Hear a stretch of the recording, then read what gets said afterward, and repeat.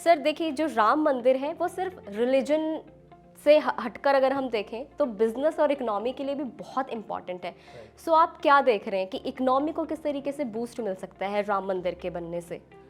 देखिए, जब भी कोई इस तरीके का डेवलपमेंट देखने को मिलता है तो उससे डायरेक्ट और इनडायरेक्ट दो बेनिफिट होते राइट। हैं। राइट। अब डायरेक्ट बेनिफिट में आप जिस तरीके से इंफ्रास्ट्रक्चर यहाँ पर चेंज हो रहा है वो आप देख ही रहे हैं। अब इस समय इंफ्रास्ट्रक्चर को लेकर के, अगर इंफ्रास्ट्रक्चर को सिर्फ एक एग्जांपल लिया जाए तो उससे कनेक्टेड बहुत सी चीज़ें हैं, जैसे कि अब इसके कंस्ट्रक्शन के रिलेटेड हैं, सीमेंट रिलेटेड हैं, या फिर जो यूजेस होने इलेक्ट्रिक रिलेटेड हैं, इन सब चीज़ों पे डेवलपमेंट देखने को मिलता है। अब चूंकि डायरेक्ट और इनडायरेक्ट अगर देखा जाए तो लगभग 3 करोड़ लोग इस तरीके की एक्टिविटी से जुड़े हुए होते हैं, तो यानी कि 3 करोड़ लोगों को तो बेनिफिट यहाँ पर मिलेगा।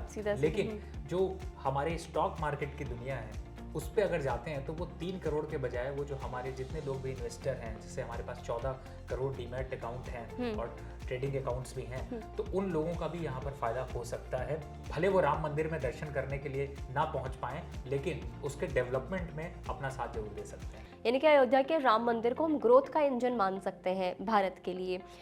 सर मेरा दूसरा सवाल आपसे ये कि बिजनेस की अपॉर्चुनिटीज़ को आप किस तरीके से देखते हैं?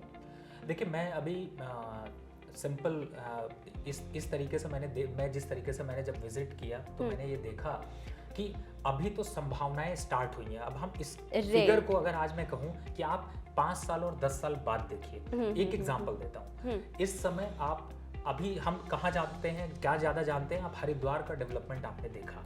बिल्कुल। पिछले 10 सालों में हरिद्वार में आज कोई जमीन बची नहीं है जहाँ पे आपको जो है वो खरीदारी करने का मौका मिले। सारी सोसाइटी और फ्लैट्स के रेट जो है वो 300% से ज़्यादा बढ़ गए, और आज कोई वहाँ पर सोसाइटी लॉन्च होती है रियल इस्टेट की तो वो पहले ही बुक हो जाती है।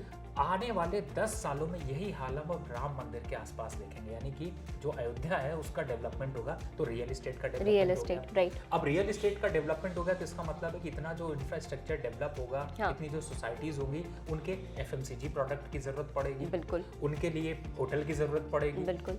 उनके लिए ओवरऑल इंफ्रास्ट्रक्चर में देखा जाए तो डेली यूजेस की चीज़ों की ज़रूरत पड़ेगी। तो हर एक चीज़ एक दूसरे से कनेक्टेड है। सीमेंट सेक्टर देखा जाए तो वो अलग विकास करता हुआ नजर आएगा, स्टील सेक्टर एक अलग विकास करता हुआ नजर आएगा, पीएसयूज भी अलग विकास करते हुए नजर आएंगे। और उसका रीज़न ये है कि ये सारा पैसा जो सप्लाई होगी वो कहाँ से होगी, वो बैंकिंग के थ्रू होगी। तो बैंकिंग सेक्टर भी यहाँ पर ग्रो करेगा। तो जो आपने कहा कि ग्रोथ का इंजन, मुझे लगता है ये डबल इंजन सरकार जो यूपी में है, वो डबल इंजन ग्रोथ यहाँ से भी आपको देखने को मिलेगी।